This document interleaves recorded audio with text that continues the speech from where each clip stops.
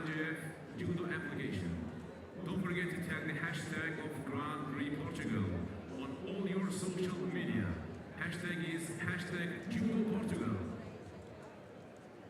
Senhoras e senhores, gostaríamos de relembrar que podem seguir as últimas notícias, resultados, vídeos e fotografias no site oficial da Federação Internacional de Judo em www.ijf.org.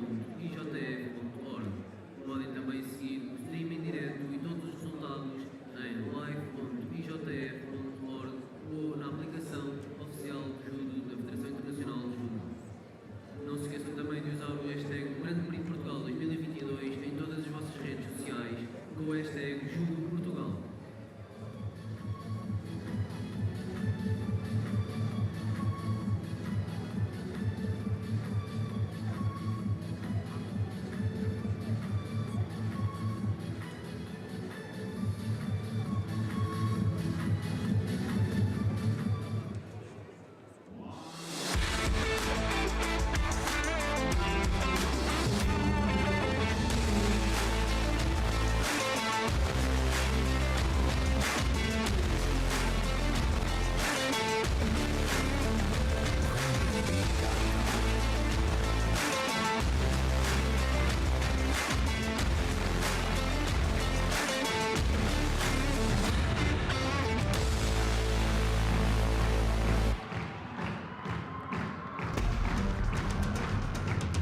Hello and welcome to the final block on this, the second day of the Lisbon Grand Prix.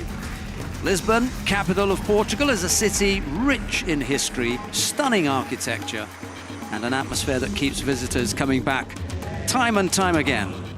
We're about to get underway with all the medal contests, the first of which is a bronze medal contest in the under 63 kilo category between Katarina Kristo of Croatia. She's going to be up against Renata Zakova of the Czech Republic. The referee in the middle for this one is Ioana Babiuk of Romania. I'm delighted to be sitting alongside former world champion Dennis Vannekees. Yes, well, warm welcome. Second day here in Portugal. And the first medal contest is the bronze medal contest for women under 63 kilograms. And we have two really young fighters who will be facing each other. Both already won a lot of medals in the junior circuit, but this is their moment to try to win their medal at the senior world tour.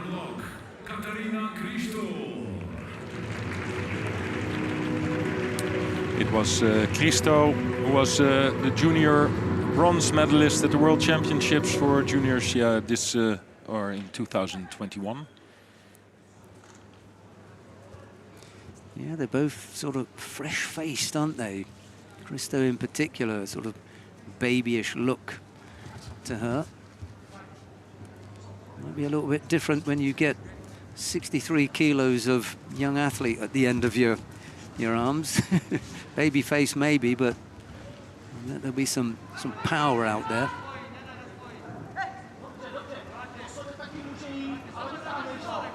.63 for me, 63 kilo category is when it really starts to get strong. By the time they get to 70 kilos, and then 78, that's it. You know, you might as well be tackling. Yes. You know. Sure, with your well, yeah, of body course. posture. Yeah, from 60s, you know, if you're a 60 kilo fighter, the 70 and 78 kilo women in the club are perfectly happy to come and rough you up.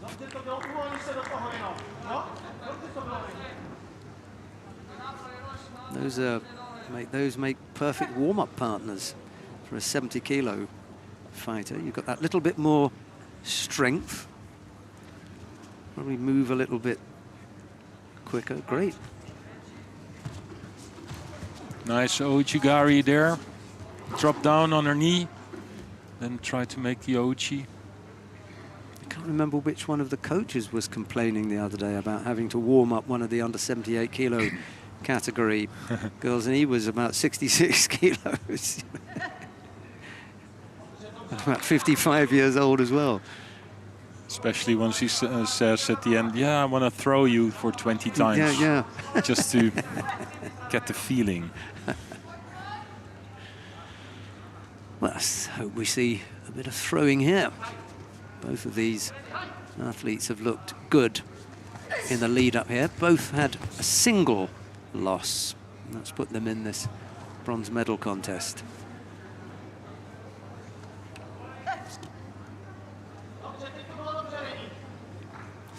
Christo lost out to Joanne van Lieshout of the Netherlands in the quarter-final.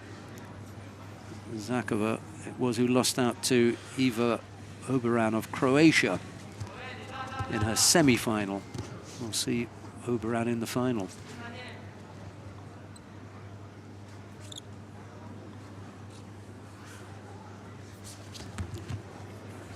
Good turn.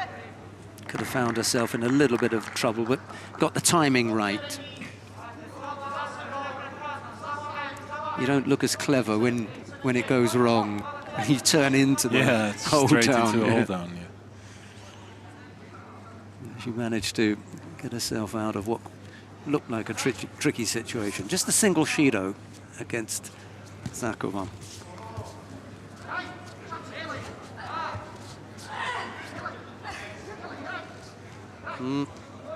Yeah, you're gonna get called there anyway for me. Well, you saw the referee. Yeah. She was thinking for a few seconds, will I give a score or not?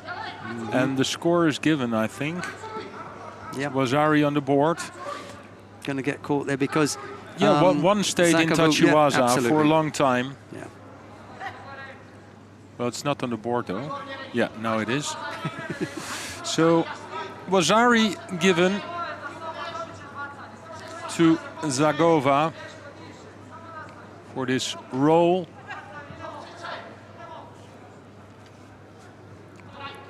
Christo was in danger of picking up the Shido for wrapping her arm around the leg to block that. Yeah, but she could have, she could have felt that this was the thing Zagova wanted to do, because there was so much time. She was hooking up with the arm and then rolled her over. It was, in my opinion, a bit too easy. Close by scoring was Ari as well with the shoulder throw. It's this combination every time with the Ouchigari on the knee and then the right Seonage.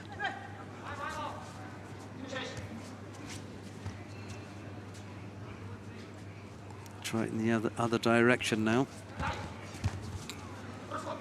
Oh, sorry, the other way round. Yes. Well, and here it is again. Yeah.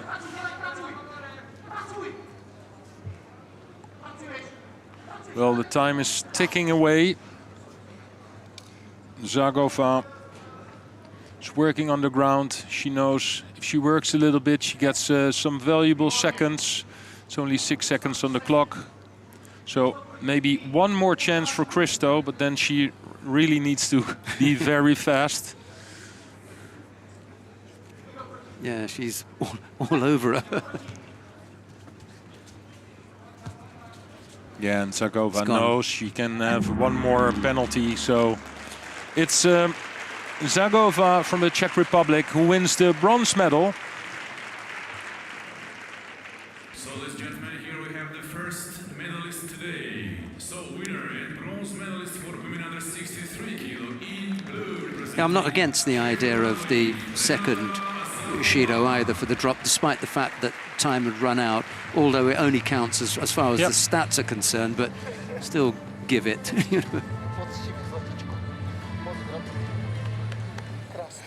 I thought it would be close. I didn't think that there would just be the one, kind of squeezed out score. No, well, Christo, in my opinion, was the better fighter during the whole fight with all the techniques. And this was just too easy. She rolled over too easy.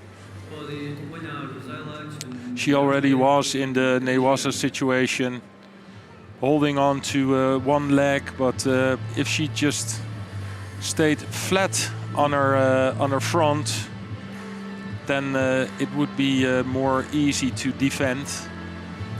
But you see the way Zagova wraps up the arm.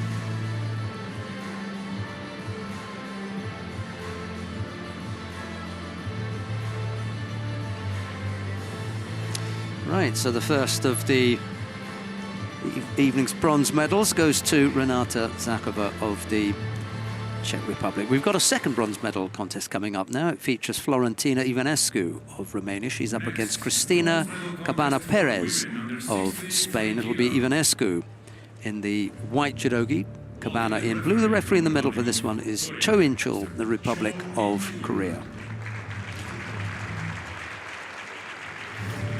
Cabana Perez started today as the highest ranked here in Portugal. Representing Spain, number 18 in the world judo ranking in this category, Cristina Cabana Perez. In white judogi, representing Yeah, Cabana had a Hansoku-make Yes, in the previous contest for the head dive. Police out. Well, we discussed it. Yeah, that at length, so we won't go back there. Anyway, she's got to put that behind her now and step up for this medal contest. A chance for a bronze medal here at a Grand Prix. The only thing I want to say about it, that it's, I think it's the right decision. Sometimes when you get a direct Hansoku-make, then you're completely out of the tournament. Mm-hmm. When you do something aggressively or... Yeah. Well, this is something that, in my opinion, you don't do it on purpose. It's maybe it's not the best thing to do. There's already Wazari on the board after 13 seconds. Shido also for Ionescu. But now Cabana Perez still has the chance of winning a medal today, and she started quite well. She was the #1 seed. Oh, got this caught. is a big one. Yeah. Wazari close to Ippon. What a drive in this hip throw. Just seemed to switch off and was unaware of the danger. Look on at the this edge, pull of this, the right arm on the back. Tell you what, Dennis, you were right. It wasn't far off from being Ippon, was it? No. Ionescu coming again with a big right arm around, but she's dropped that now, changed.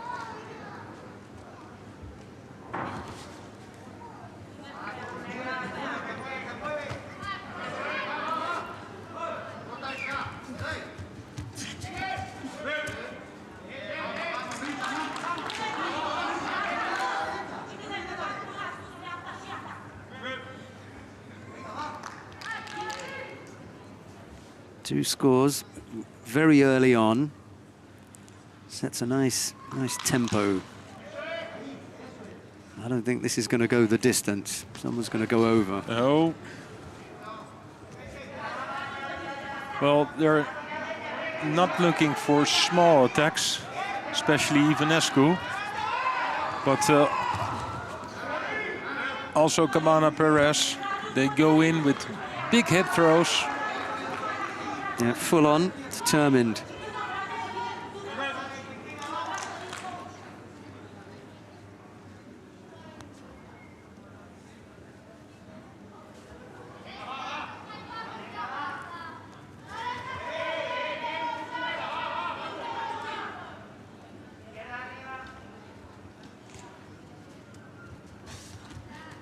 There it is again, the right arm.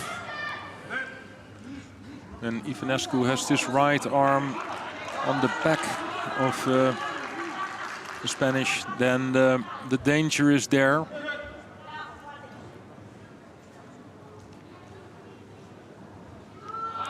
Yeah, she looks very, very threatening, Ionescu, when she gets the grip right.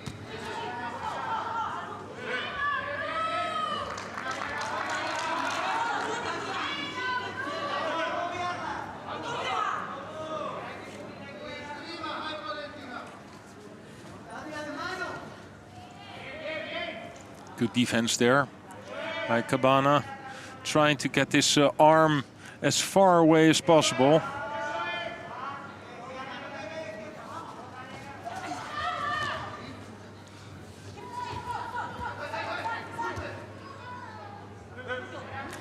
Ivanescu generating all the offense at the moment. Ivana Perez in danger of picking up a passivity penalty. Has to do something in this cycle here. Can't afford for Ivanescu to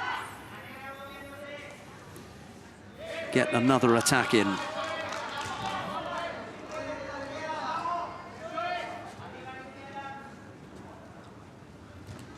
Uchimata attempt. Well, you can feel the tension. It's good that they continue. Yeah. Walked off the tatami, but just left it there a little bit too long. I think Cabana is at fault here. Just stayed off the area for too long. Cho In-chul, the referee from the Republic of Korea, just allowed, you know, a sort of wider area, and it never got in the way, did it? No, I think also maybe he thinks, okay, I let it go for a few more seconds. Maybe a big score will come out of this, and then I can always decide later on if I will give the penalty or not. Because you felt that the tension was there. They are both in completely power. And we saw already before that they're both capable of launching a big hip throw. You see it again. So, a golden score with the full scoreboard. 2 Wazaris on the board.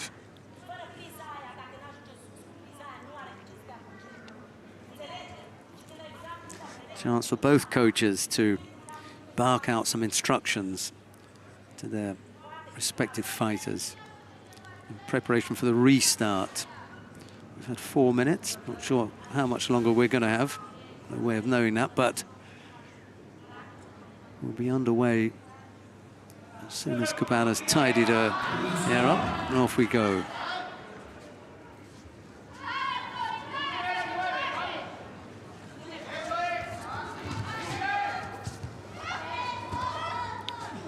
It's Cabana who attacked first, looking to go low left-sided, but Ivanescu blocked that fairly easily, to be honest. No real threat. It's the slightly taller Ivanescu, who always looks as though she's pressing forward.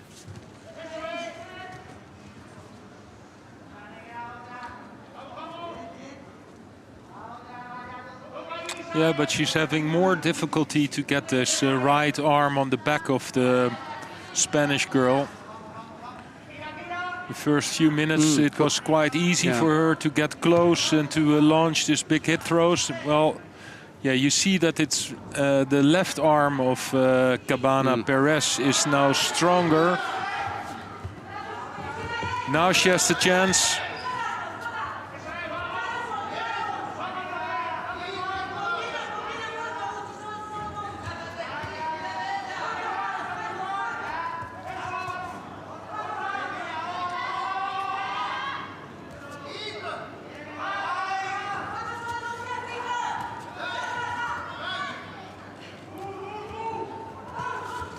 Oh, the other side. Was this enough for a score? Yes, Wazari. Ivanescu scores with its ouchigari after multiple hip throws to the front. This was to the back. Of course, we're going to watch it again because I could not directly see. Well, we cannot see it from this replay as well. Was there a moment that she landed? Ooh, well, this is really is very close, isn't it? Yeah. Yeah, it's. Yeah, yes. they decided to go with that. It's Ivanescu who wins the second bronze medal.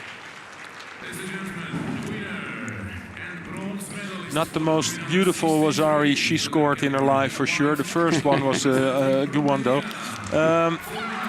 But look how happy she is with the medal.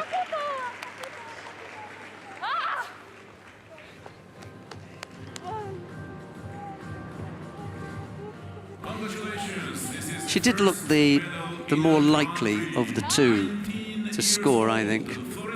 Yeah, well, and this is her first medal at a Grand Prix. She's only 19 years old. So still a junior. And well, I can remember as a junior the first time I won a medal in the senior circuit. That's a good feeling.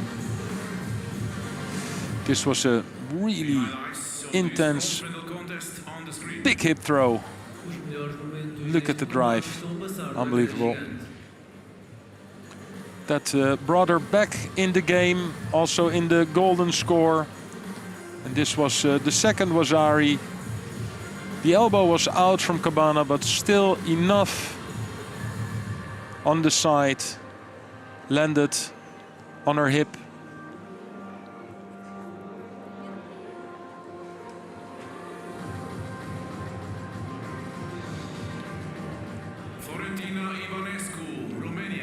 We come now to the final of the under 63 kilo category. Joanne van Lieshout of the Netherlands goes up against Eva Oberan of Croatia.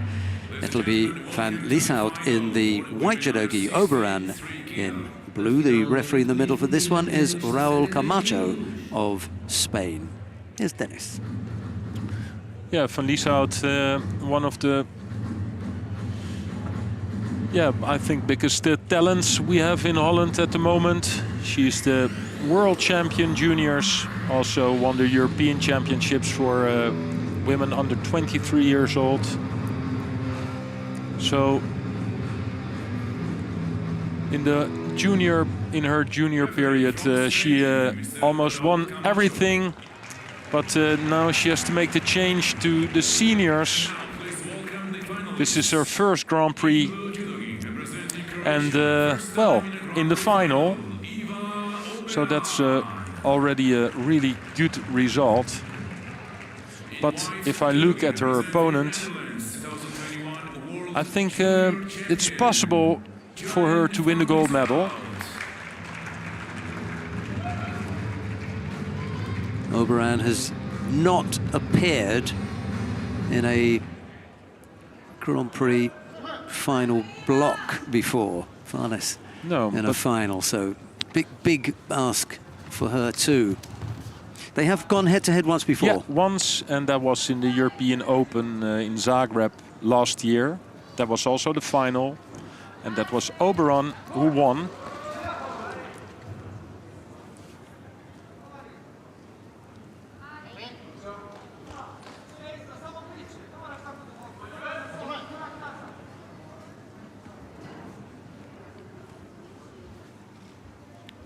So they know each other and they know how it feels to fight each other in a final.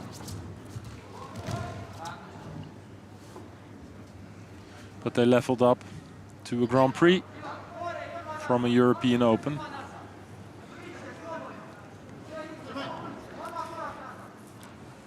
Looks to me as though Oberan has her plan. As soon as she gets a grip, she's going to be off to attack.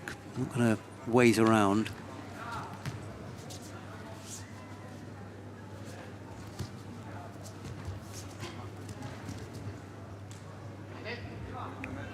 Quite extreme stance, one extreme left, Lieshout right. She picks up a penalty. The Dutch coach is not happy with that. We are at 2 minutes 51, or whatever it was. Van Lieshout hasn't got an attack in yet. Nope. And Oberan has, and I suppose he could be saying, well, how can my athlete attack if she's... Oh! Well, and that's all you needed. That's it. There you go. Well, Wazari is given, Yeah. but if I looked at the landing, I think this was Ippon. The Dutch coach certainly thought that it was. Yeah. No, and you're right. There you go. Yes, here it goes, Ippon. And I think this was the right decision. It's Johanna van Lieshout who wins the Grand Prix from Portugal.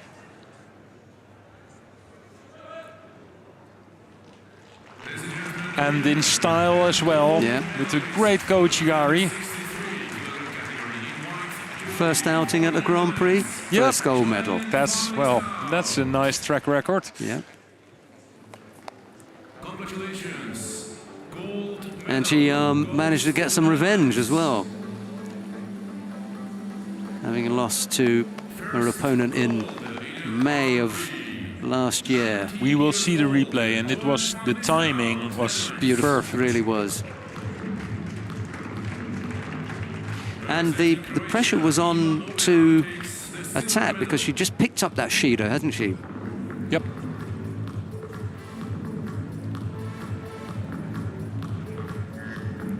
Oh yes, nice, real well executed. Yeah, the referee's on this side. He's watching it from side on. He doesn't actually get the back. Yeah, but look at the right arm. Yes, The pulling power, yeah. it's just like, well, a millisecond that you give your opponent the feeling that you will go for a big hip throw and then directly turn to the back with this Kouchigari.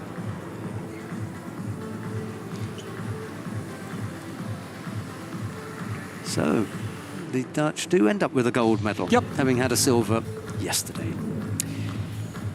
Right, we come to the first of the bronze medal contests in the under 73 kilo category.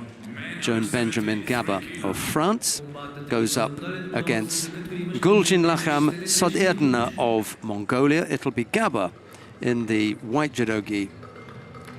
Gunjil Lacham of Mongolia in white. And Say the referee again, in the middle, please. I'll come to it. Yeah. The referee in the middle is from Brazil. It's Mariano dos Santos. There he is. First time in a Grand Prix final block, representing Mongolia. Gunjilkham Soderdne. There you go. Yeah.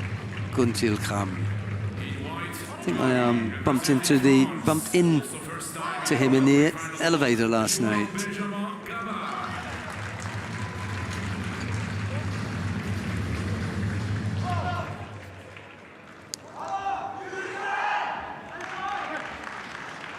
They're celebrating 50 years of the Mongolian Judo Association this year. See if he can add to their celebrations. Well, then he has to defeat Gaba, and I enjoyed watching him today. He had a lot of fights. Well, I wanted to say quite explosive in his techniques.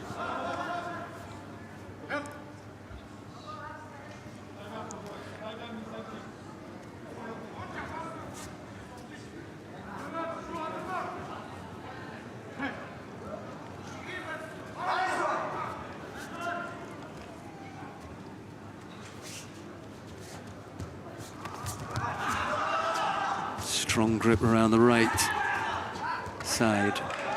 But Gaba decided that he wasn't comfortable with that and broke it off. Or found a way to break it.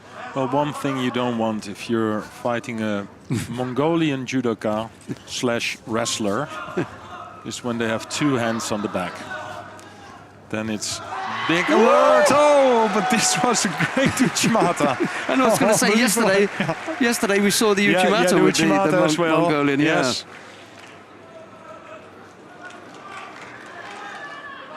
Yeah. Oh, explosive one. Well, they may have some wrestling skills. I'll tell you what, though, we've seen some throwing skills from them as well. Just that little bit too far there, Gaba.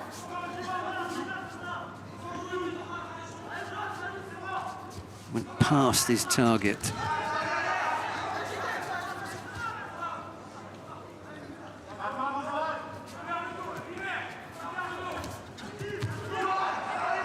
All the time pushing him forward. You can see the Mongolian Collapse there. just like a bully comes straight towards his opponent all the time. And if you push back, then that's the moment for him to launch his Uchimata.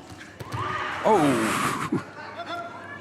Fast with his legs, but completely forgot to have the control of the shoulder or the upper body of his opponent.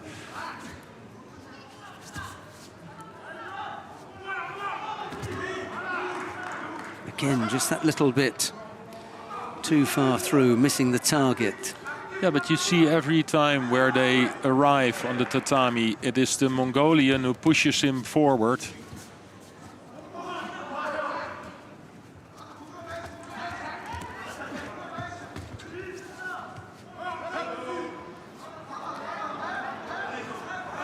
And when the pressure is getting too high, then the only thing Gaba can do is jump underneath with a shoulder throw. Yeah, that little out.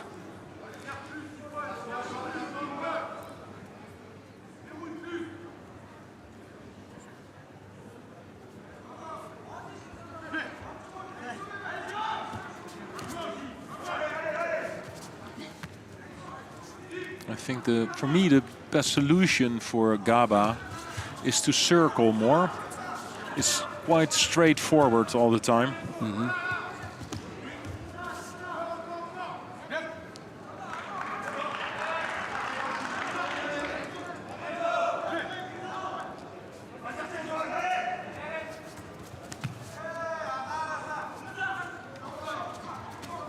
Oh, but here it is, Ippon for sure. Brilliant technique, Gaba. As he was circling. Yes, as he was. And Gunjin Lagam was again pushing so much forward. That's what he did all the time. And now for once not jumping underneath with the shoulder throw, but some sort of, twisted Harogoshi, Ashiguruma style. We saw it from the top.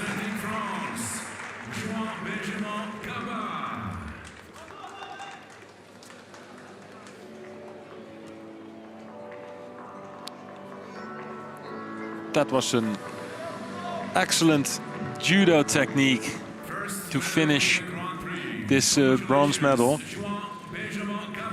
And things got warmed up with the Mongolian throwing Gaba for Wazari first up. Oh, yeah.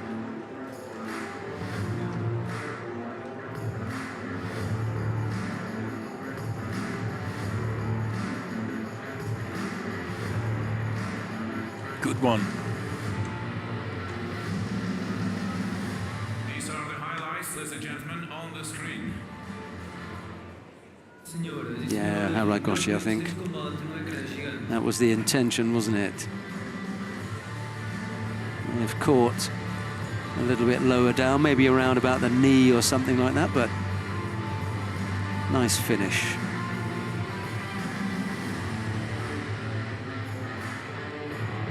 We've got a second bronze medal contest coming up now. Petru Pelivan of Moldova goes up against Lavjagul Anksaya of Mongolia. It's another Mongolian. Yep. Pelivan in the white judo gi. Lavjagul in blue. The referee in the middle for this one is Hanna Safarikova of the Czech Republic. Welcome the referee from Czech Republic, Miss Anna Safarikova.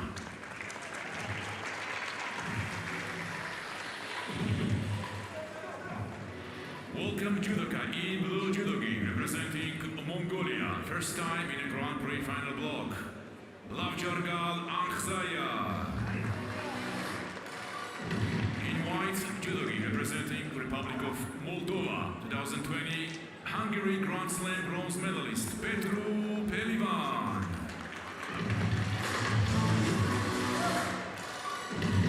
Both of these fighters new to me anyway. Well, Pelivan won one medal at a Grand Slam, one bronze medal. But not somebody with a real big track record. The Mongolian for me is quite new.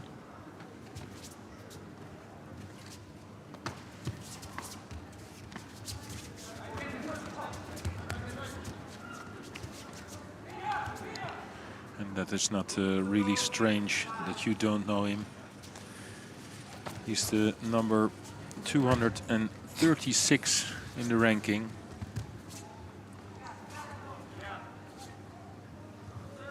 This is his first Grand Prix. Pelivan looks really tall for 73 kilos.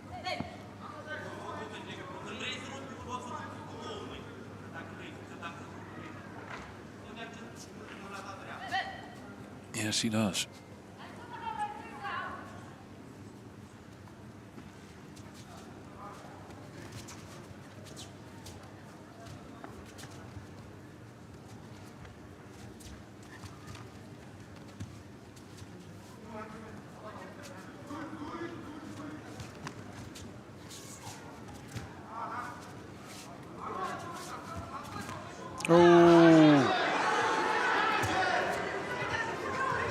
Oh, there was a lot of tension there.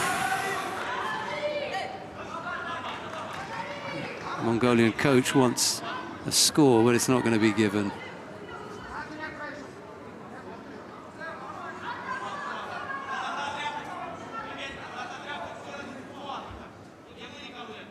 No, I think this is what happens. Not a score, but he had his arms below the belt. So he picks up a penalty. Left juggle, that is. 2:20 left to go.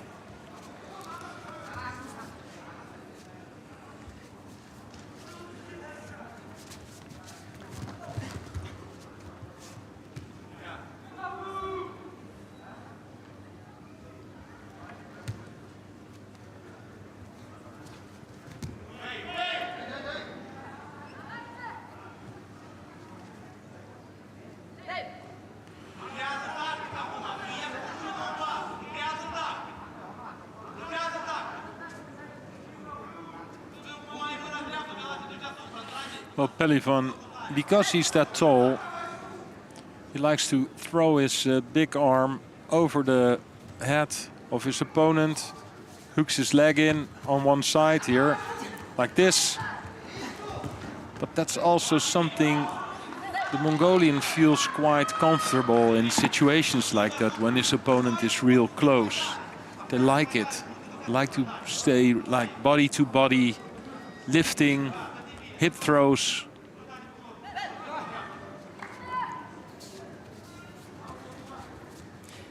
Not a great deal in it, just that single Shido was picked up by Klafchagul.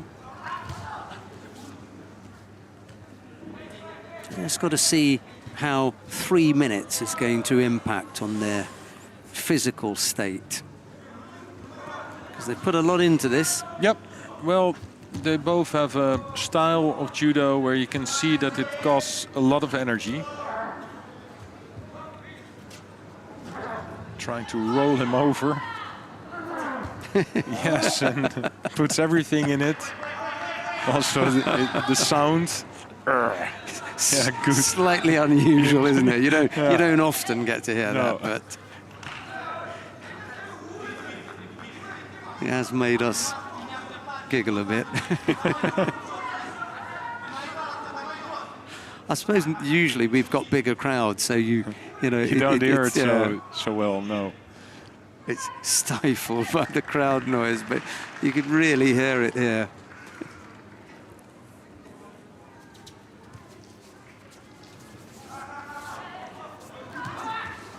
Yes, there it is. Wazari. Well, there was no stop in the shoulder throw. Yeah, that was a good one. Just at the right time. So difficult to come back when it's around that 40-second mark. Yes, on one side, of course, this is what he wants, but Mongolian knows how it feels when he's close by. Yeah. And before you know it, there are only 15 seconds left on the clock. Well, Pelivan knows it. Yes, and he knows he has maybe one more chance of scoring. He's doing the right thing here. Just gather himself, get ready, think about but what he's going to do. Yeah, he will throw his arm over one more time. Got to go now. Oh, that was still close though. And that, unfortunately, 2 seconds, it's over. Is going to be it, yeah.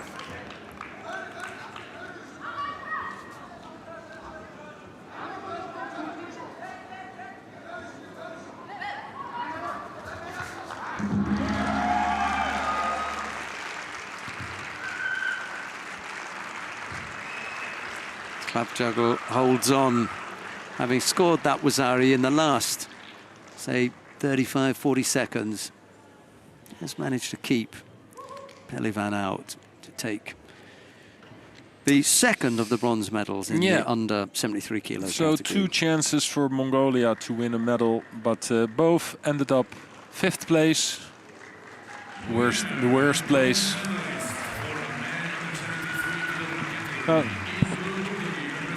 Oh no, I'm not. That's okay. No, that's all right. Yeah, don't worry. I don't made worry. a Yeah. mistake, of course, because the Mongolian won this one. So making it up for his his friend.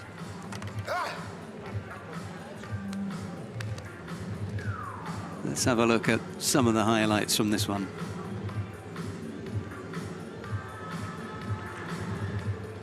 This is first medal in a Grand Prix for Lavjargal Anksaya, Mongolia. Congratulations. Good shoulder technique. Smack on the 40-second mark. Yeah.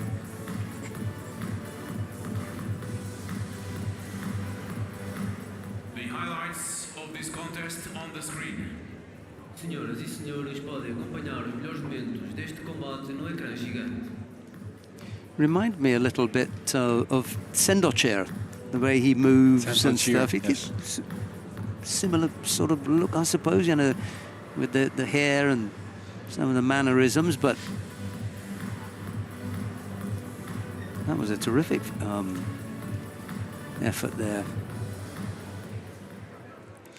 Right, we come now to the final of the under 73 kilo category. Murodjon Yuldoshev of Uzbekistan goes up against Salvador Cases Roja of Spain. It'll be Yuldoshev in the white judogi, Cases Roja in blue, and the referee in the middle for this one is Val van Nester of Belgium. Clap your hands. Let's support the athletes. Thank you very much. I don't know whether you got to see any either of these earlier today, Dennis, Yuldoshev and Cases Roja. I think we were on mat 3 and they were on mat 2. If I'm we not saw mistaken. a lot of 81 kilo today, but We're going to see him now. okay, well, you have to choose. Who's your favorite? Yuldoshev. Okay, then I'll go for the Spanish Cases Roja. Okay. Game on. Yeah, we sorted that one out easily. And those of you who, you know, watching online, you can always click on the vote thing that we've got going.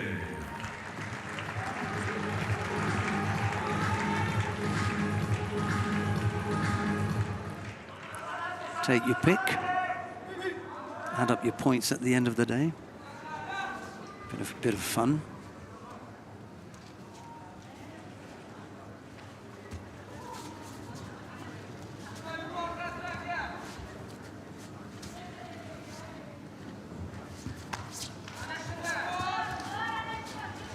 Oi! That was already close to a score. Real strong start from the Uzbek. Well, Vanessa, the referee, standing on top of that action, so had a good look at the land. Can he roll him over? Hand on the belt.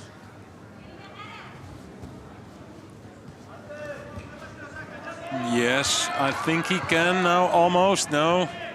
But the referee gives him a lot of time.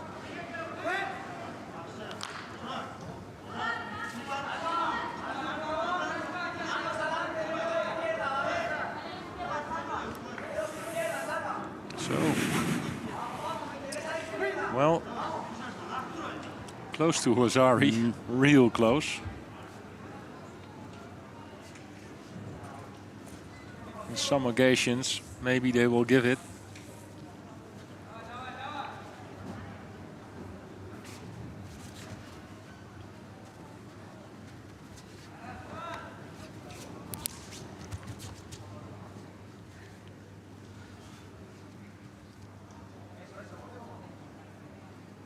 Well, did not make the Spanish fighter scared, because he also likes to grab on the back.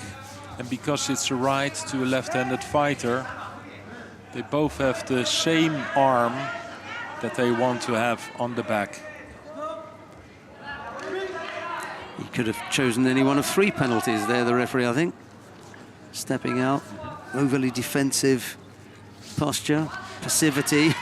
Here it is again. Yeah. Can he launch the Uchimata again? Yeah, this time he does. Ippon scored. So it's Yuldashev who wins the gold medal.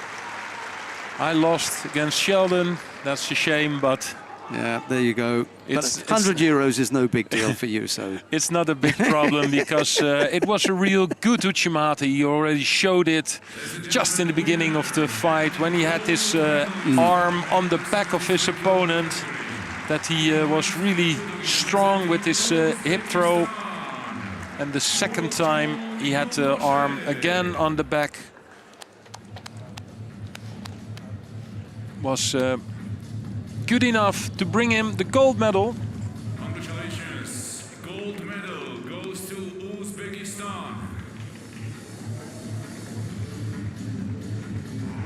yeah, Yuldashev has got some stuff about him, hasn't he? Nice execution of that Uchimata. I like to see when the Uzbeks, Kazakhs fighters have got something a little bit special when it comes to, you know, classic tachiwaza. That was really nicely executed. Well, still with this strong power, grip on the back, that throw, power throw. It is as opposed to the classic grip. Yeah, but still it's nice because it's not only the power straight forward, he also turns him around. These are the highlights, ladies and gentlemen, on the screen. Just hopped it through. Yeah, like 180 degrees, Yeah. you know, if you see where he stands now and where he falls, it's completely, 180 degrees the other side. So there's also not only a lot of pulling power, but also the rotation.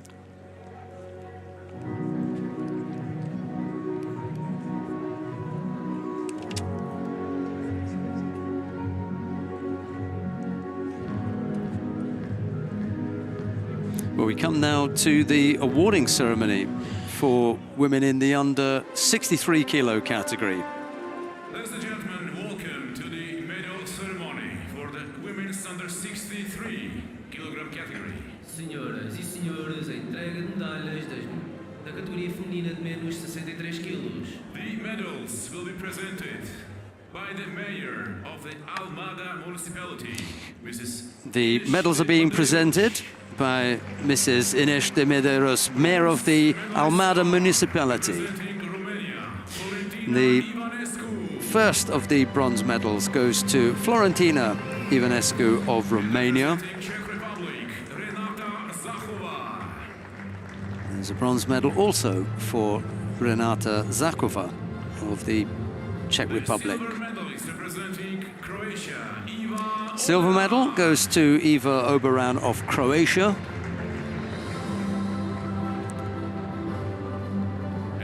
The gold medal goes to Johanna van Lieshout of the Netherlands. First appearance in a Grand Prix and a gold medal for van Lieshout. By bronze Olympic, 5 times world and 15 times European medalist and 5 times Olympian, Miss Tilma Monteiro.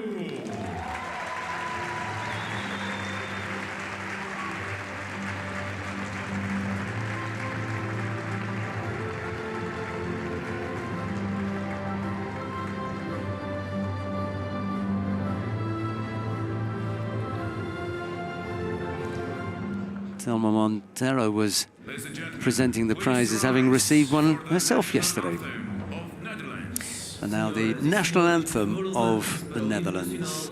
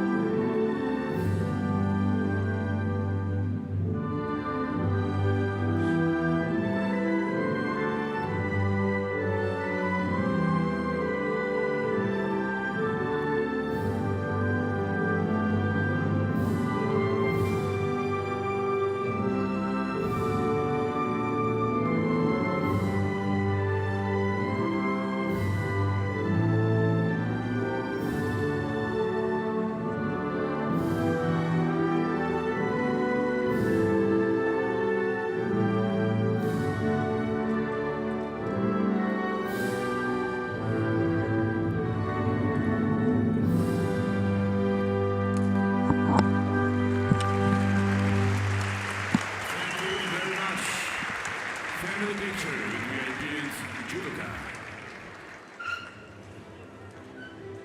Senhoras e senhores, uma salva de palmas para as atletas medalhadas na categoria feminina de menos 63 quilos. There's a picture of the winning quartet. Zakova and Ivanescu were the bronze medal winners. Oberan, it was, with a big smile up there, who picked up the silver, but the gold medal went to Johan van Lieshout.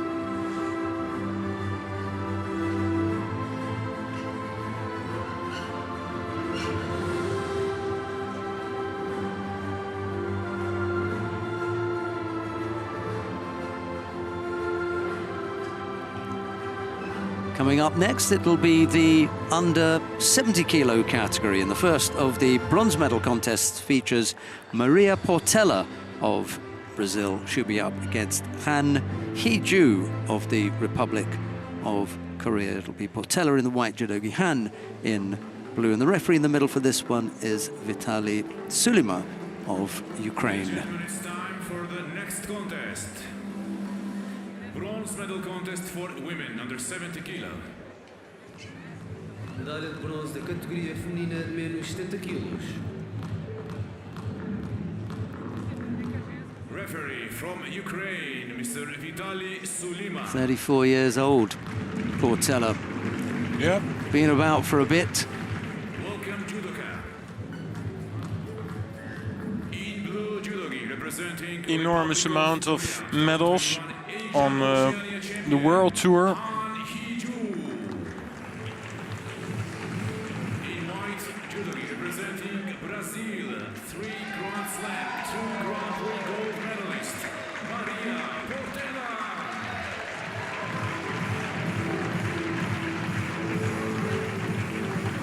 Yeah, if you see her results, she won the Masters, 3 times Grand Slam winner, 2 times Grand Prix winner. Been around the circuit. Yeah.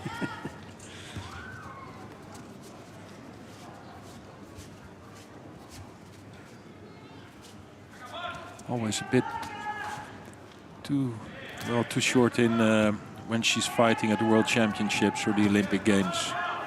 Competed many times, but not even close to a medal.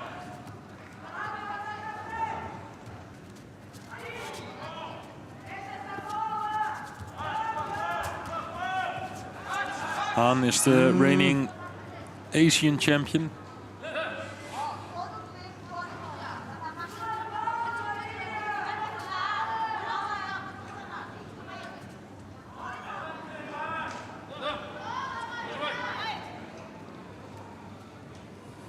Portela picked up the penalty for dropping there, but she was also really overly defensive, just blocking Han out.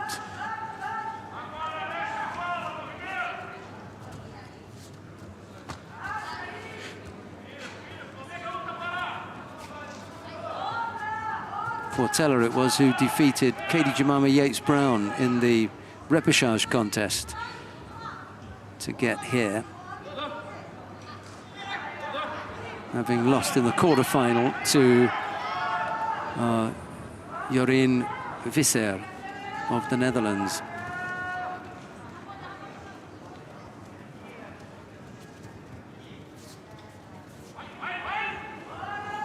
We'll see Visser in the next contest. She's in the next bronze medal contest. Busy time for the Dutch.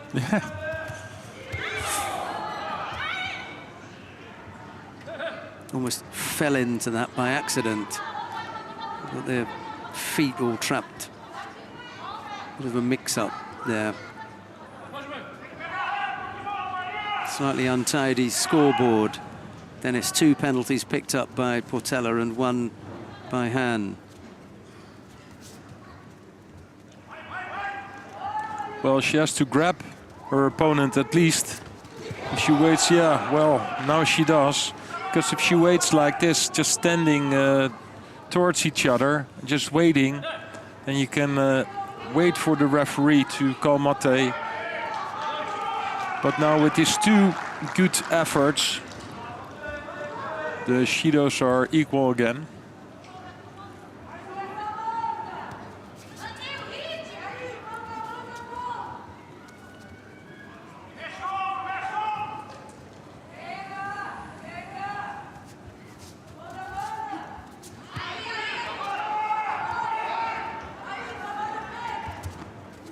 Oh. But this is what you see many times with Portela. She's one of the smallest in height.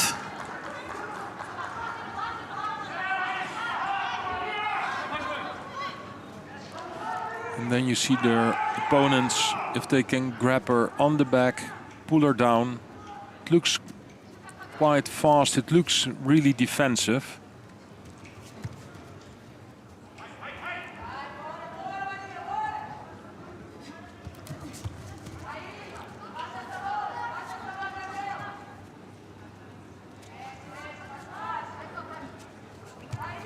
This is a good attack.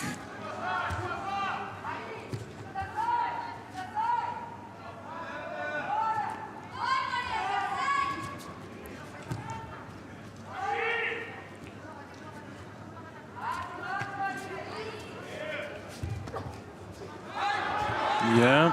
No.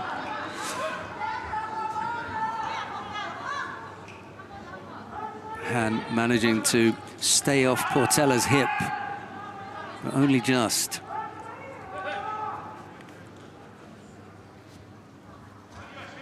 Both coaches being asked to tone things down a little bit. Just calm penalty down. each for the coaches.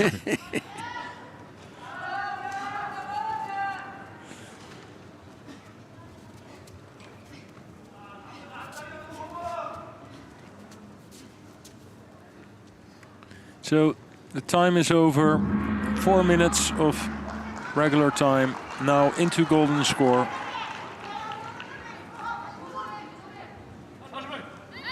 Golden score.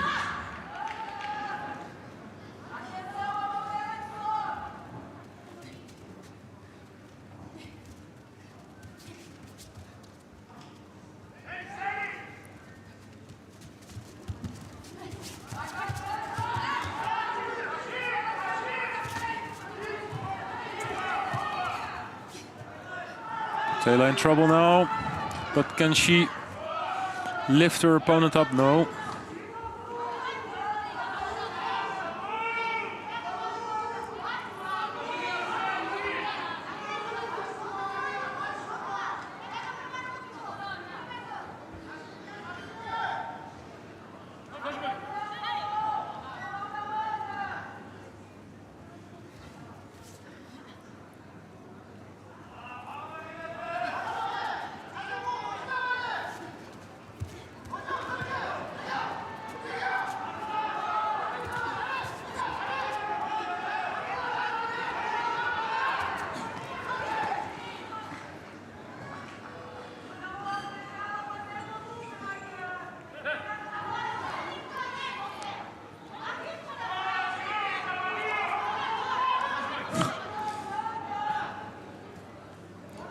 Well, there's quality in the coaching chair, that's for sure. Both for yeah, they go for Korea and Brazil. They're both Olympic champions. Different eras, but we've had a minute of golden score.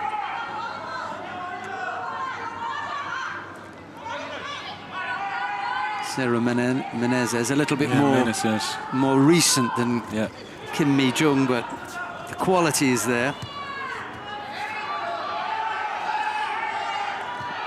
Something has to happen now. They cannot just stand there. Han has to pick it up, beginning to look passive here. Yeah, and this is desperate. To me, there was more of a push defensively away from Portela than a drop from Han. Well, she gets another chance. Yeah.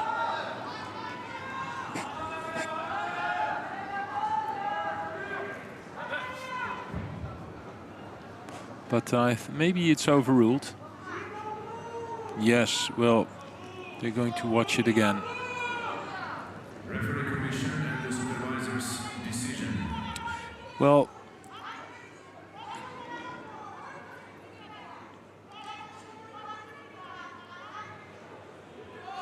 this was not a good attack.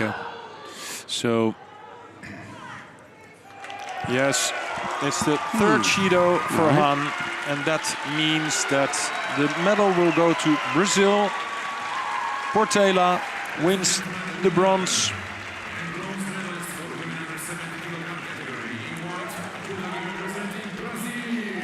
Okay, we've seen better endings, but you have to take them whichever way they come, I think. And Portela delighted that her opponent was given a third Judo. It was a particularly weak attack, and it was easily fended off. Yeah, and sometimes if you do this, then you get away with it. But you know, in golden score, 2 Shidos each, then it's not possible to do something like that. But I think it's really difficult for the people in the TV van to find the highlights of this fight. One. Yeah, good luck with that. We'll move swiftly on to the second of the bronze medal contests. Ai Tsunoda of Spain goes up against Jurien Visser of the Netherlands. It's Tsunoda in the white judogi, Visser in blue. The referee in the middle, but this one is Yevgeny Raklin of Russia. Dennis, your thoughts on how this one is going to go? Well, difficult to say. Of course, me as a Dutchman, of course, likes to see Visser winning a medal here at the Grand Prix. That would be her first Grand Prix medal in the senior World Tour. In white judogi representing Spain, 2021 World Junior Champion, Ai Tsunoda.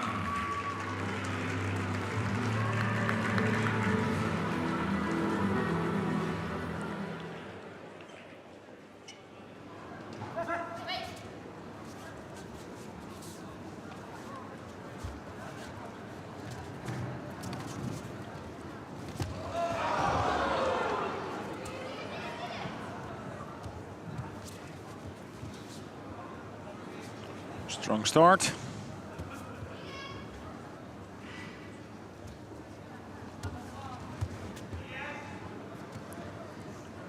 Tsunoda.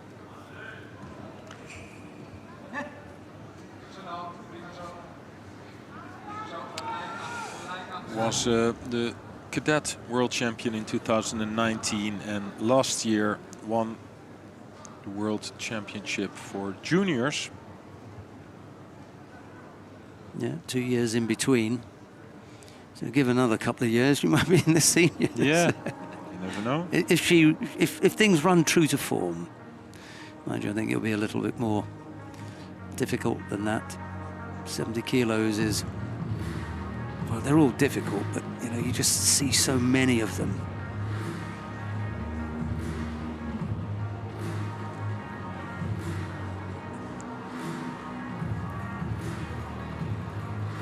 Well, it's not always guaranteed that if you are a strong junior fighter that you also will make it in the seniors. Sometimes you have world champions, juniors, and they are so strong. They are 19 years old, but they already are completely physically 100%, and you know, they age very young. How can I say this? And so the progress they can make after their junior time is not so big anymore.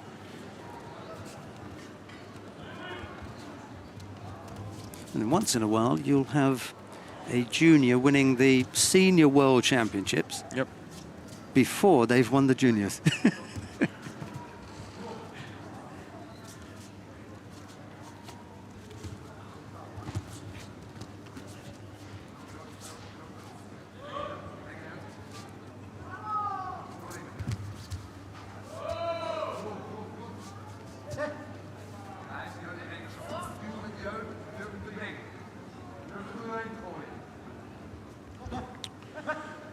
A Shido on the board for Visser.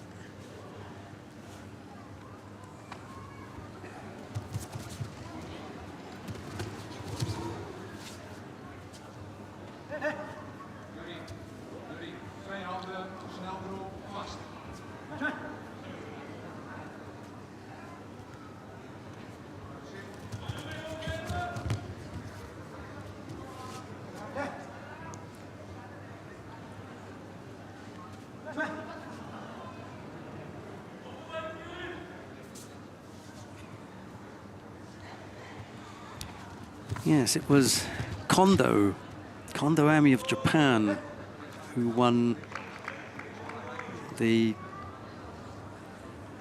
her world title at seniors before she'd won the junior world championships.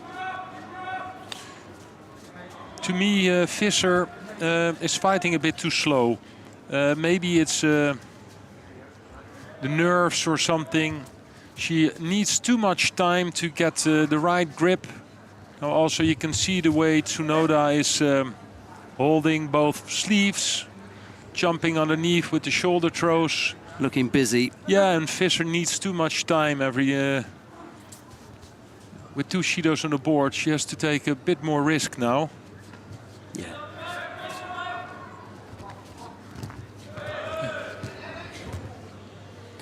Well, it's also difficult that every time when you try to grab your opponent, she's already on her knees with a shoulder throw. But yeah, every time the shoulder throw is just good enough. Yeah, well, just try it. Try to make your own attacks, because if you continue like this, the third Shido will come eventually, and then you lost your contest. She has to make an attack now. She cannot wait. And again, it's Tsunoda, but now she has to make an attack. But it's again Tsunoda who's controlling the sleeve, jumping underneath with the shoulder throw again. Yep. It's coming, isn't it? Third penalty. I'm afraid so for the Dutch girl. Yes, this is the third Shido. Didn't really get into it. No, it was Tsunoda who was from the beginning more active. And Visser just needed too much time to get the right grip. And sometimes, well, you have to think of your, well, plan A is not working. What is plan B? Then maybe with not the best grip, try to make an attack. But every time when she wanted to do something, Tsunoda already was jumping underneath with all the shoulder throws.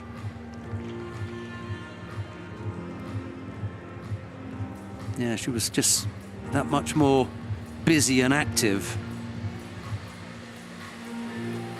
Visser never really got into it. Medal in the Grand Prix for Tsunoda, Spain.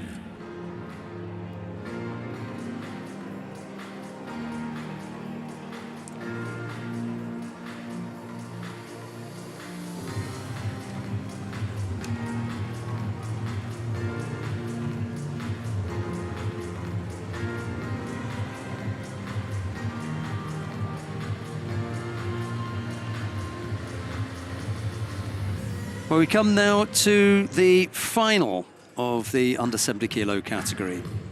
Gershak Sabina of Hungary goes up against Laro Cvietko of Croatia. It'll be Gershak in the white judogi, Cvietko in blue. The referee in the middle for this one is Ramzadin Saidov of Uzbekistan. Yes, clap your hands. Clap, clap. Thank you very much. Well, Croatia have already claimed a silver in the under 63 kilo category. Maybe they'll have better luck in the under 70 kilo category. They do, after all, have a little bit of history in the weight category. Welcome the referee from Uzbekistan, Mr. Ramzadin Saidov. I say that because they've got the current world champion at under 70 kilos, Barbara Matic. So maybe some of that magic is going to rub off on Lara Cvietko. There she is.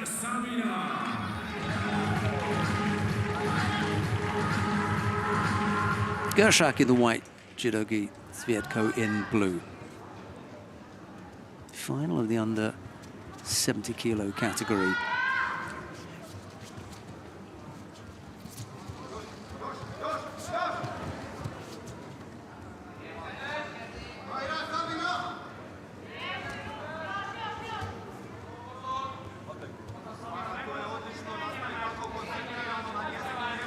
Gersak. Such a long legs, long arms, but also knows how to work with them. It's almost impossible to throw her. Go through with that Makikomi earlier on. Well, that would be a surprise if she can throw Gersak with the Makikomi, but you never know. She's trying it. Again, maybe if he can put the hip in just enough.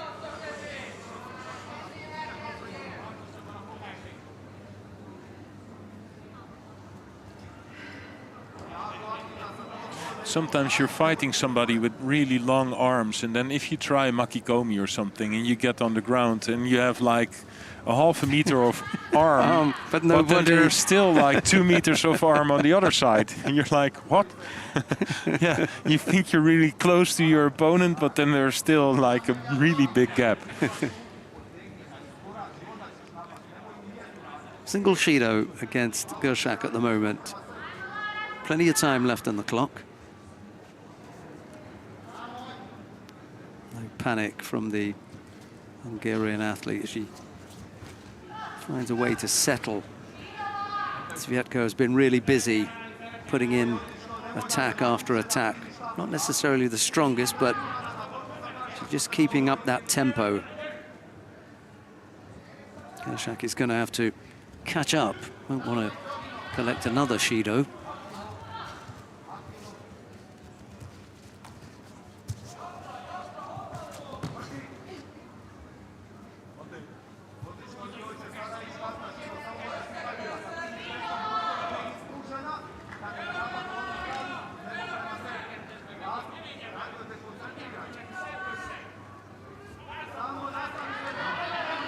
She does pick up another penalty.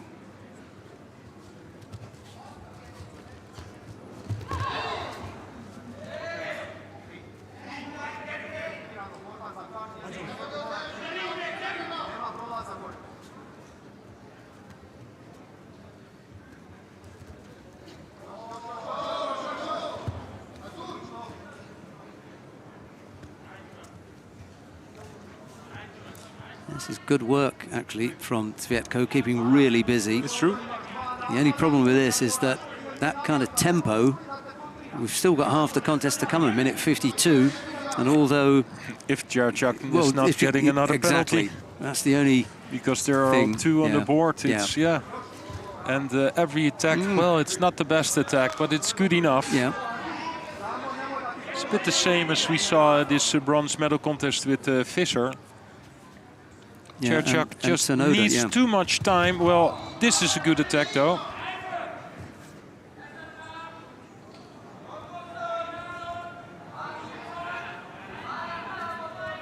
She's building on something, but get out of there. Took too much time. Minute 23 left on the clock. Gersak just beginning to show signs of realizing that she's got to change her tactics. Get going,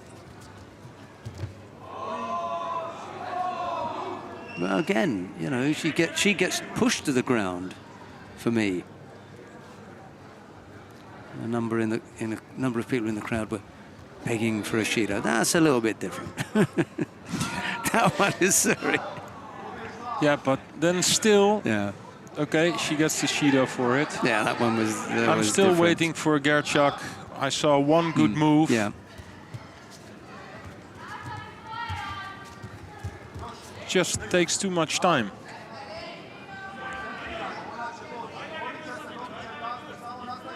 Good chance here because Gersak has to come forward. Sviatko's got to know that she's going to open up and be ready for it.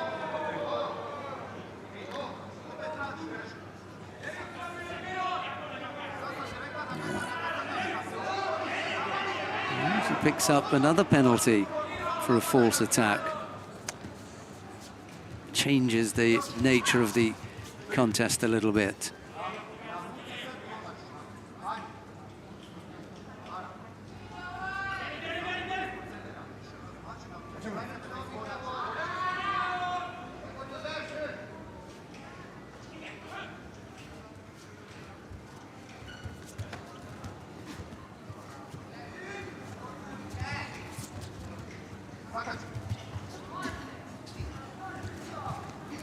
Can't afford a false attack here. Yeah, but I don't have the feeling that they're busy trying to throw their opponent. They're just trying to look busy, hoping for this third Shido.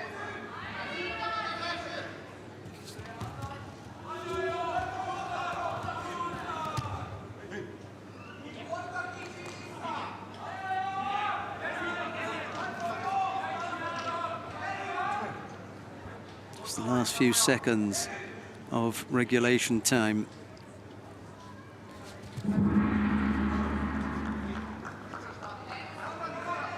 And now we need to take this into golden score. Yeah, and if there would not be a referee, I know for sure these two girls can do this for half an hour, fighting like this. Somebody has to put a bit more effort in a throw. This is a good effort. So let's count this one. Yeah, that's as one. Yeah.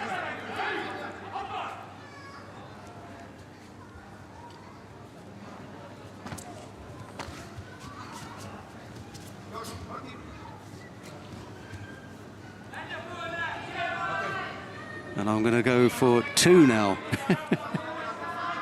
So a second positive action from Sviatko. Within 28 seconds of the golden score period. 2 attacks then from Sviatko. Good movement, a good strong attack here. And she'll take it. That's not a bad one, but to me that's a little bit too quick. Just go one more. Yeah, but no, she had to, enough. Yeah, she had to defend. Yeah, yeah. She had to defend for so it. That's enough. And 35 seconds on the clock, no attacks. 3 from Sviatko. Yeah. Not the best attacks, but good enough, and nothing from Gerchak. So, the right decision. Just go from just beat her to the punch. Yeah. Yeah.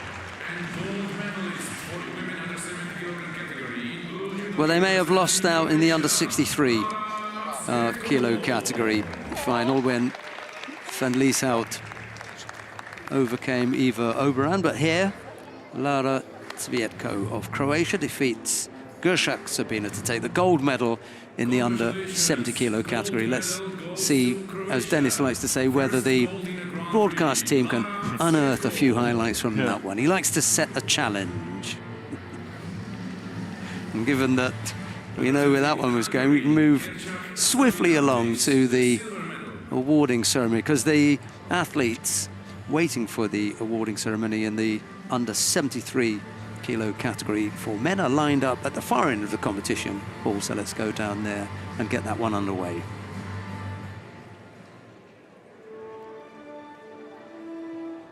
Ladies and gentlemen, welcome to the medal ceremony for the men's under 73 kilogram category. E agora a entrega de medalhas de categoria masculina de menos 73 quilos. The medals will be presented by the president of the Portuguese Olympic Committee. The medals are being presented by the president of the Portuguese Olympic Committee. Medalists are representing Mongolia, Lavjargal Akhzaya. And the first of the bronze medals goes to Lavjagal Ankzaya of Mongolia. There's a bronze medal also for Joan Benjamin Gaba of France. Silver medal goes to Salvador Casas Roja of Spain. The gold medal goes to Murodjon Yuldoshev of Uzbekistan.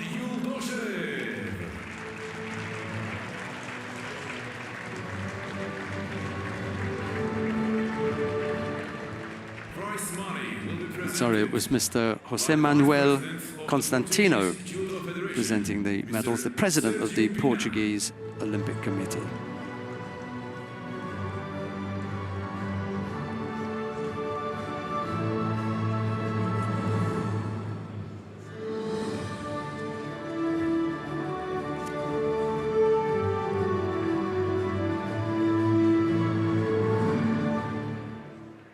Ladies and please rise for the national anthem of Uzbekistan. And now the national anthem of Uzbekistan.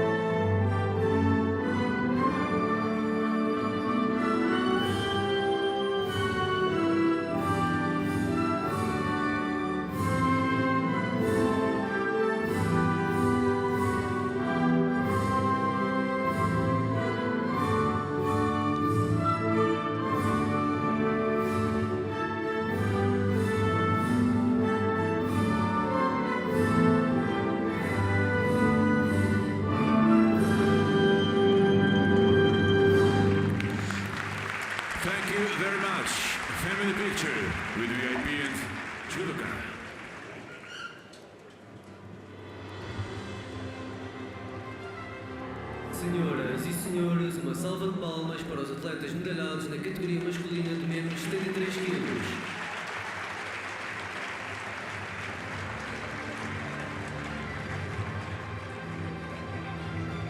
Lavjakal and Gaba were the bronze medal winners.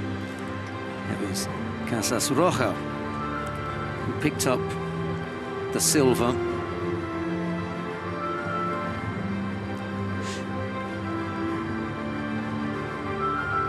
Yoldashev was the gold medal winner. Did you get that right? Yoldashev, the gold medal winner. Casas Roja, the silver. And Gaba and Lavjakal, bronze medal winners. Right, we come now to the first of the bronze medal contests in the under 81 kilo category. Kim Jong-hoon of the Republic of Korea goes up against Nicolas Chillard of France. It'll be Kim in the white judogi, Chillard in blue. The referee in the middle for this one is Gostini Balas of Hungary. Here's Dennis van der Geest with his thoughts on what we've got to come. And now please welcome judoka in blue judogi representing France 2020 Hungary Grand Slam bronze medalist Nicolas Chillard. In white judogi representing Republic of Korea, first time in a Grand Prix final block, Kim Jong-hoon.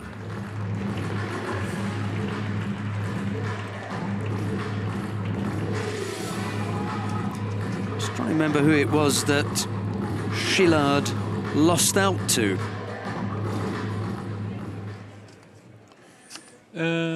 He'd been looking pretty good until that point, just a single slip. Put him in it was in the semi-final, I thought. He was fighting semis, yeah, against Mäkinen. Eh? Oh, yeah. The Finnish guy who was, surprisingly in the final. With some, well, yeah, of course, surprisingly, because we didn't expect him to be in the final. But if you saw all his judo techniques today, lovely yeah, judo, he was in a great shape. Was he not the athlete at 115 of the ranking list? Chillard, who lost control here. Yeah, that's a shame because he had the Sankaku on and it all looked quite decent.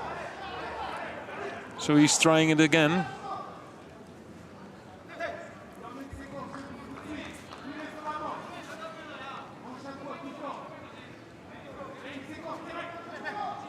He's come out of a really good situation without having put a score on the board. The least that you'd want from there is a 10 seconds. Yep.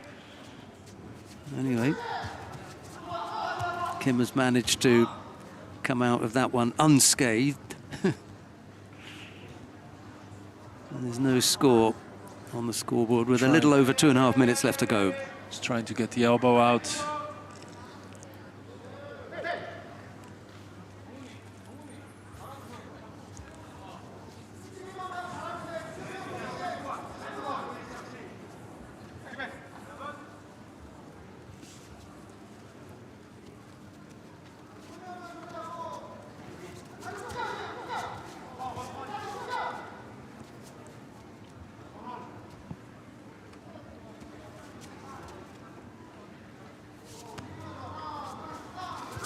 Oh, that's the shoulder throw.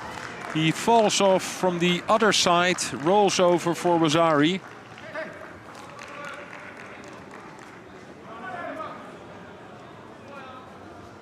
So that's something different. Yeah, we have the reversed Seonage. It's a new rule. They might want to have a look at that then. Yeah, is this a reverse Seonage?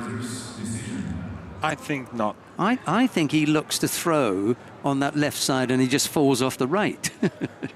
But I haven't seen the replay from that angle.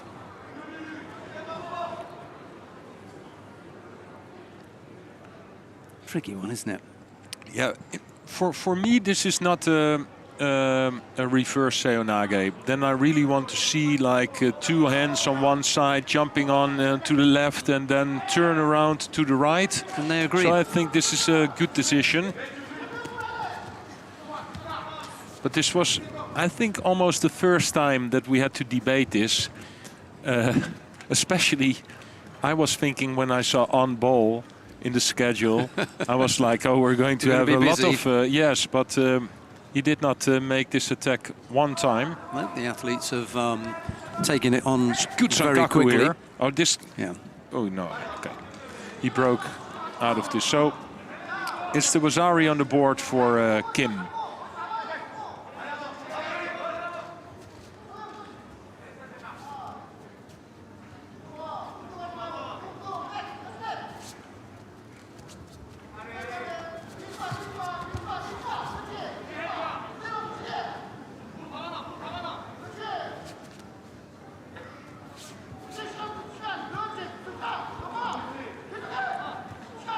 Minute 20 left to go.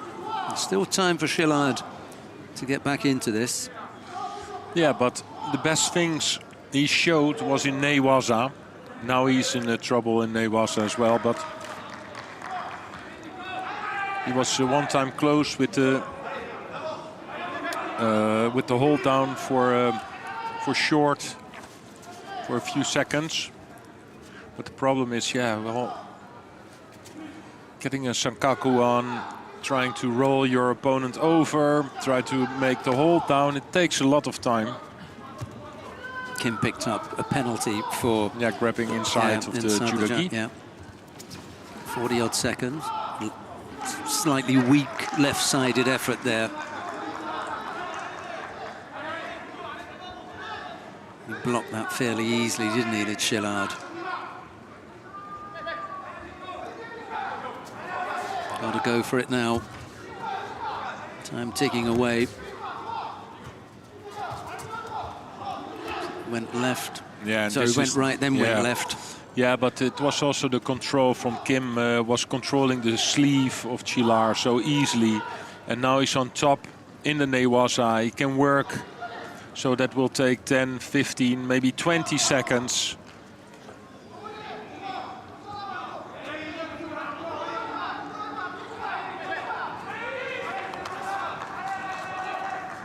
One more chance for Chilar, but then he has to do it now. Uchimata attempt. Not going to happen now. 5 seconds. Well, it's still possible, but he'll have to rush him. The desperate lunge. Yeah, and he still can. Well, second penalty. The second penalty. No. Too easily also the sleeve and the kumikata. So it's Kim who wins the first bronze medal for men under 81 kilograms here. Winner and bronze medalist for the men under 81 kilogram category. Shillard showed us a little bit during the day, but unfortunately for him, when it came to the bronze medal contest, Kim dealt with him fairly easily, actually. There were aspects of that that Shillard is going to go back and have a look at and say, I need to work on this. First medal in a Grand Prix, Kim Jong-yeon, Republic of Korea. Well, one thing, maybe a bit more standing techniques. He showed some real good newaza though. Os melhores momentos deste combate estão a passar no ecrã gigante.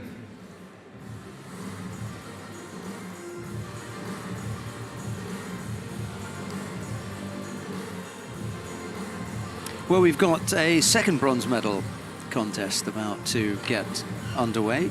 Guilherme Schmidt of Brazil goes up against Oino Yuhei of Japan. It'll be Schmidt in the white judogi, Oino in blue. The referee in the middle for this one is Hesham Mesbah of Egypt.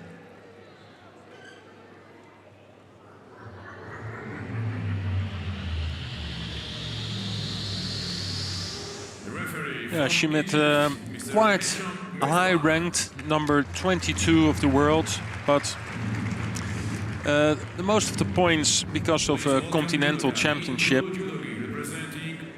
And of course, I'm not saying that it's easy to win the Continental Championship as a Brazilian, but it's way much more difficult to become a European champion. There are so many more countries with judoka at the highest level.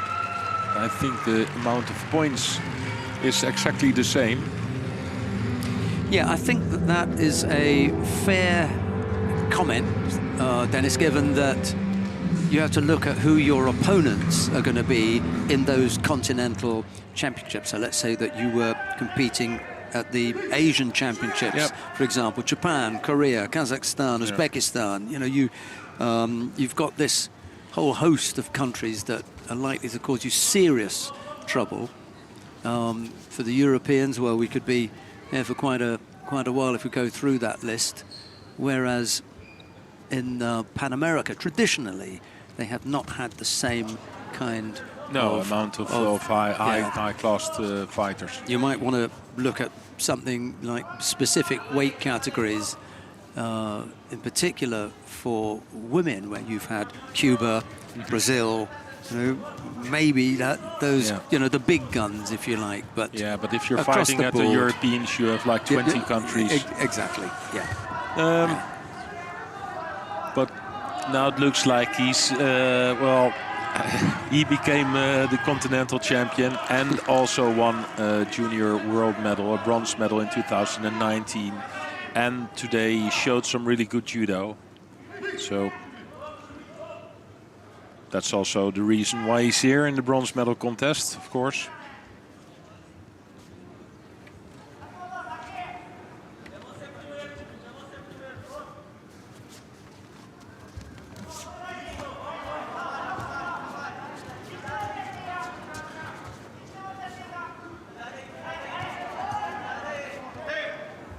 But if you look at the ranking in the 81s, for example, well, he's then the number 22. But behind him, there are people like Voila Fortier from Canada or Muki from Israel, Esposito from Italy.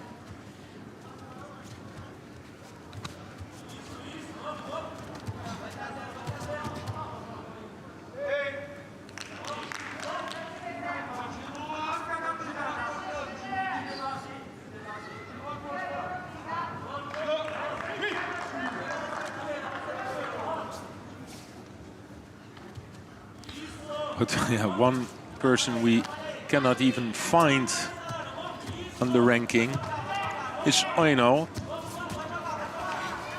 This is his first time in the World Tour.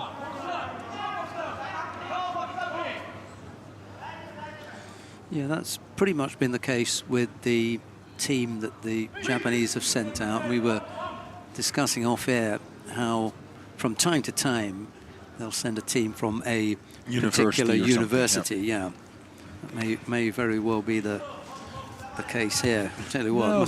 must be a pretty good university. Yeah, that's true. And maybe these are the warming up partners for the team that will compete next week in Grand Slam. Oh, nice arm lock there. But sometimes they do this. They take a Japanese team. They're fighting here, and they will be also the partners, the sparring partners for the Grand Slam next week. I don't know which Japanese team will compete in Paris.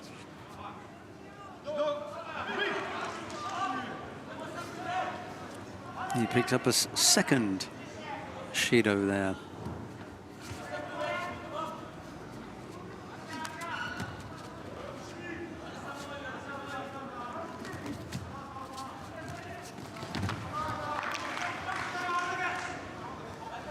This is a good little battle shaping up now.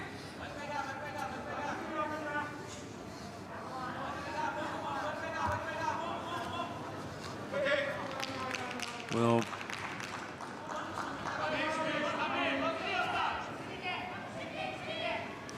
I'm looking at a few of the entries of Japan next week. I see Hashimoto, for example, Kageura.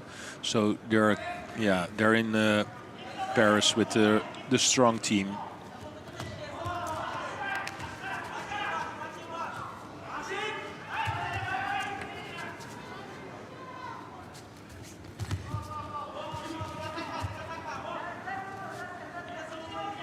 Half a minute left to go. Schmidt already with 2 Shidos against him. And Oino looking very comfortable with his left grip. Schmidt absolutely no chance of breaking the grip.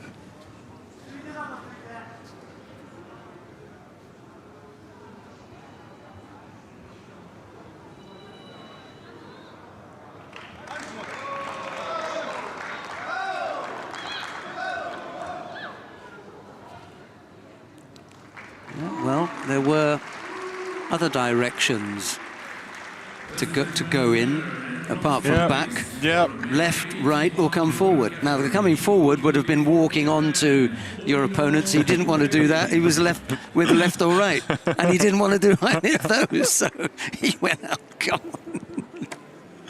Oh, yes, Oino winning his medal. And we both know that he engineered him off the tatami. That's okay, but that's part of it. You put pressure on. You know, you have to find another way out of this situation. And he decided to go backward and off the mat.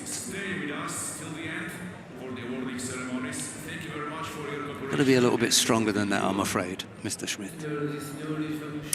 Right, we come now to the final of the under 81 kilo category. Matthias Kasa of Belgium goes up against Oskari Mäkinen of Finland. It'll be Kasa in the white judogi, Mäkinen in blue. The referee in the middle for this one is Ioana Babiuk of Romania. We did get a chance to see Matthias Kasa during the day. Dennis van der Geest, what were your thoughts on the way that the current world champion looked today? He's looking in great form. And I don't know where he is, where he stands in his preparation, but he looked really good. Do you know this contest? Tell me if you agree or not. This contest reminds me of the final of the under 66 kilo category yesterday with Freddy, Weitzenegger, and Dennis Vieru. They appeared on paper miles apart, and Vieru, I'm not saying he treated him with disrespect, but he did give the impression that he knew what the outcome was going to be and kind of cruised it with two really two nice techniques. If you were to see the same here? if you look at Dennis Fierro is also a bit of a showman. And I know for sure he grabbed his opponent and he felt like, I'm going to throw you. He's cut from the same cloth as Basile, I think. You feel it, yeah. And, well... Kasso's a different guy, Kasso is not isn't he? that kind of showman, but for me, apart from that he's technical, really good, I think he's a tactical, really strong fighter.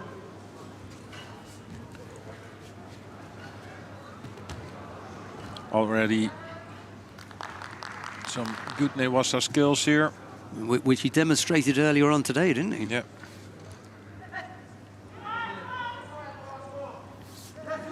But let's see if it's possible for Makine to launch his favorite technique one more time. You were talking about to quote him. Well, yes, like when he left Finland, that he took like 10 of his Tokiwazas with him, the 10 attempts.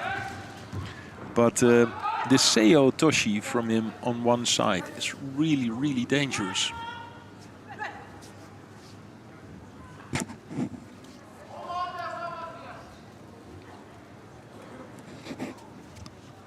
Batsaya, Regba, Rajkai, and Oino were all not swept aside, but certainly dealt with by Matthias Kasser on his way to this final. He's 24 years old. He's world champion, bronze medal. When you're 24, you know, yeah, I think you can make a lot of competitions because you have the energy for it. And you just, if you're enjoying it, and I don't know if it's easy for him to train in his own country. Of course, Belgium is, I don't know how many training partners does he have. For him, if he will fight in Paris, I don't know if he will fight there. But then this is a great preparation for him.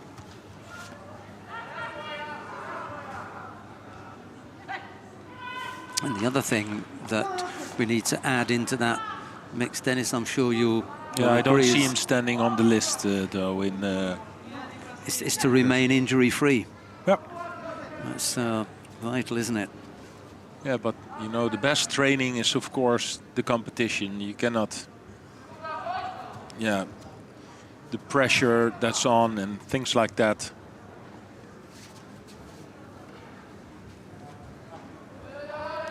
Well, he's had some competition today. A 5th outing on the tatami, which is not always the case at a Grand Prix. You don't always get... yeah. Yes, that's a big one. So, really good technician, but also, you know, he's waiting for this one moment he gets, and if he gets this moment, then he's also a big thrower. He can throw his opponents for ippon. That's what he showed. He came here as the world champion, red back patch, that feels really good, and just went to Portugal and leaving Lisbon with a gold medal. And as you were suggesting, with the right number of fights under his belt out in the middle, which is important. This is first gold medal in a Grand Prix for Tokyo Olympic Games bronze medalist. Oh, big one. Champion Matthias Kasser. Did we just overhear Georgie saying that he was the first, and we're going to check it, of course. Yes, I'm going to check first it. Gold medal at the Grand Prix. Could be, though. But he may have Grand Slam gold medals. 2 Grand Slam golds, 1 Masters. Right. Of course, and world champion. Yes, a world champion, and then also silver at the Worlds, of course. Yeah. And how many Grand Prix has he competed at then? Only 5, with 2 bronzes, 2 silvers, and 1 gold. So every time when he went to a Grand Prix, he medaled. But it's slightly different, isn't it? Maybe this is the one he misses. So there's only one thing he did not win, and that is the Olympic Games. But the other ones, the World Championship, Masters, Grand Slam, the Continental Championships. He's got those, yeah. Yes. And So, well, quite a track record for a guy who's 24. Yeah. So Yeah, another good one. one. Yeah, well, now I almost think that it's. I'm going to ask his coach later on if it was a bucket list thing. Like, I did not win a Grand Prix. Let me go and Yeah, let me so go to Lisbon. let's forget about Paris. Let's forget about the Grand Slam. Let's go to Portugal And, win- and tidy that up. and win the gold. Okay, we are going to go down to the far end of the competition hall to see the awarding ceremony for the women in the under 70 kilo category. The medals will be presented by the head of the International Judo Federation Military Commission, Colonel Stefan Marginian. Let's get this Representing Spain, sorted properly. The first of the bronze medals goes to Ai Tsunoda of Spain.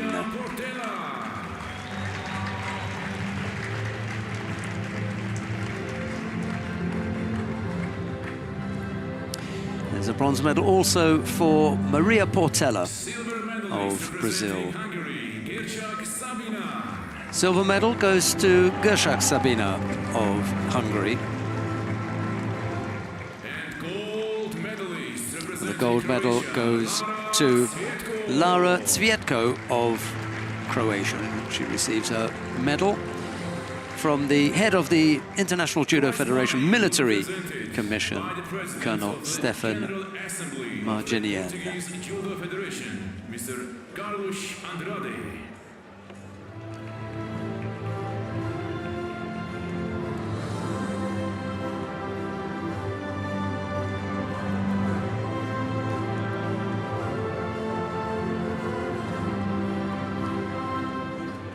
Ladies and gentlemen, please rise for the national anthem of Croatia. Senhoras e senhores, por favor, levantem-se para o hino nacional da Croácia.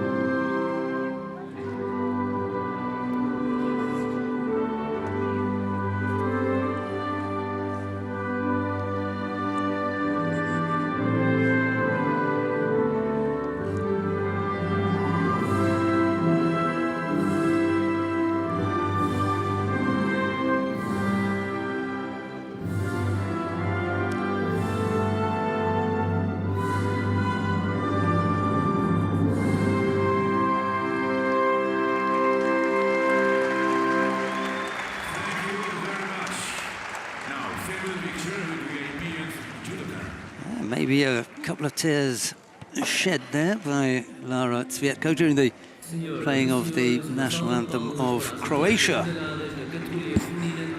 The gold medal winner Tsunoda and Portela were the bronze medal winners. Gershak picked up the silver. It was Cvietko who took the gold medal. We've got one more awarding ceremony to bring you, but before that we've also got a bit of a highlights package, wrap up if you like on some of the action from today. So stay with us for that, and then we'll wrap up with the medal table before we sign off.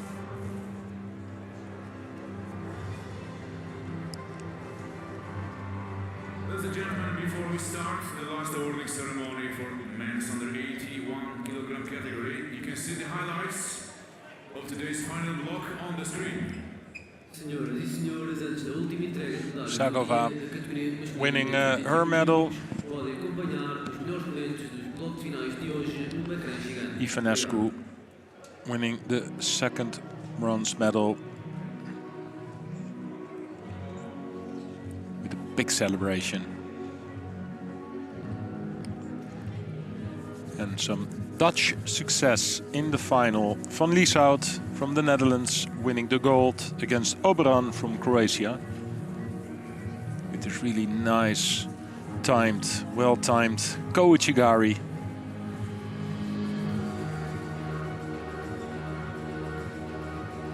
This was a good bronze medal contest. Gaba thrown for Wazari. Afterwards, big Haragoshi for Ippon. Open fight it was against the Mongolian. Can you mention his name one more time, Sheldon? Was that Lakvajo? Gun Yinlecham. It's oh, it's the other one. Yes, it's difficult. Gun Right, Yinlecham. okay. Yeah, I think.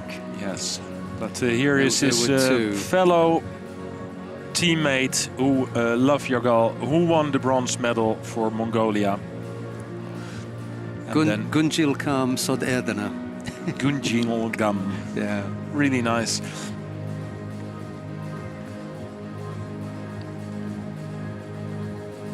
Yuldashev from Uzbekistan winning his gold medal against Kazasroga from Spain.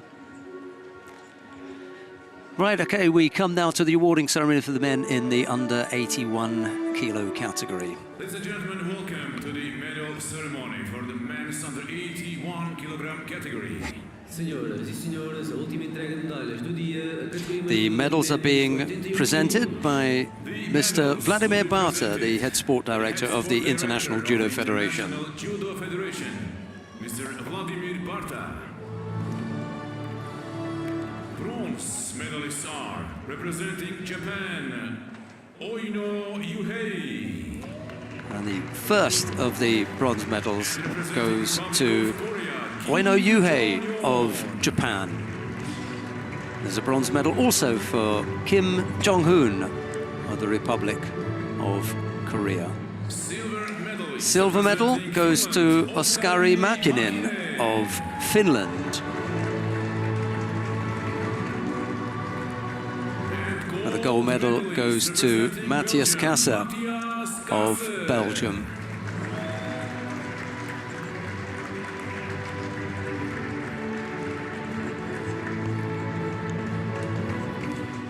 Prize money will be presented by the President of the Judicial Council at the Portuguese Judo Federation, Mr. Antonio Martins Borrego.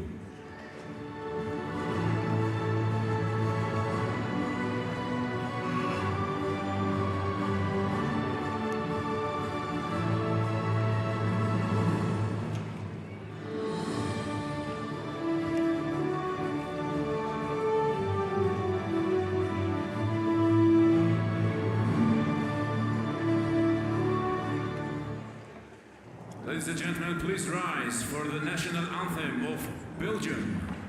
Now the national anthem of Belgium.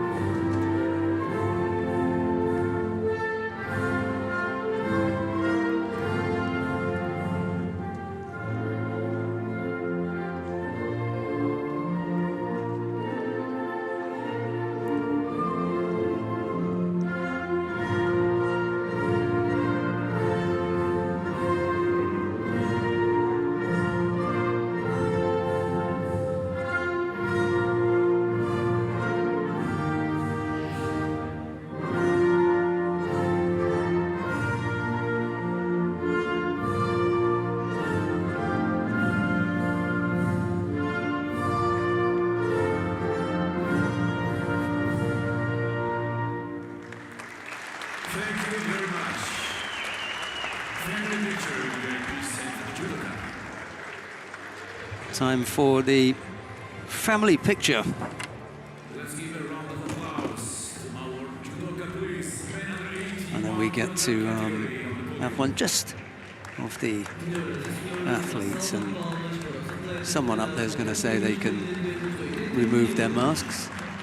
Oinio and Kim were the bronze medal winners. Mäkinen picked up the silver. It was Matthias Kata with that beaming smile, who took the gold medal. Happy days. But I am particularly impressed with Mäkinen. Yeah, it's, well, in the final, no chance against the world champion. Just time enough to look at the medal table, and we've had 9 gold medals out so far. No countries picked up more than one. Croatia, Republic of Korea, Netherlands, Portugal, Brazil, they've all picked up medals. Belgium, Republic of Moldova, Kosovo and Uzbekistan. That's your medal table at the moment, but that's all the live action that we've got for you today on this, the second day of competition at the Lisbon Grand Prix. Join us again tomorrow for the third and final day, but from Dennis van der Geest, all the broadcast team and myself, it's bye-bye for now. Till tomorrow, bye-bye.